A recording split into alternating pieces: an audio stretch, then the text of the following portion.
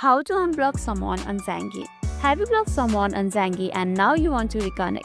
Maybe it was a mistake or you have resolved your issue. Don't worry. Unblocking someone on Zangi is quick and easy. First things first, open up your Zangi app on your smartphone, and once you're inside, you will see this type of interface. So once you're inside the chat section, what you can do is simply go to the chat of the person you have blocked, or if they are not on the chat section, what you have to do is simply go to the contact list by tapping on this contact icon over here, which is just between the phone icon and the setting icon. Simply tap on it and go to the contact list. However, the person I have to unblock is right over here, which is in the second, so I'm directly going to the chat.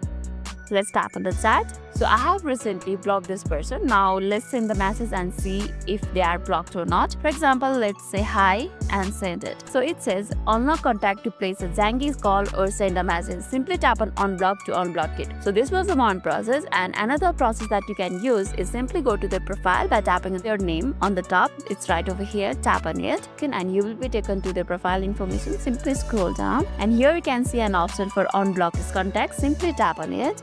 Then tap on unblock, and this person have been unblocked. They will reappear in your Zangi contact list, and you can once again send them messages, make calls and interact with them normally. See, unblocking someone on Zangi is super simple. And lastly, if this video made your day a little bit easier, don't forget to like and subscribe for more amazing tips. If you have any questions, leave them in the comments below, and thanks for watching.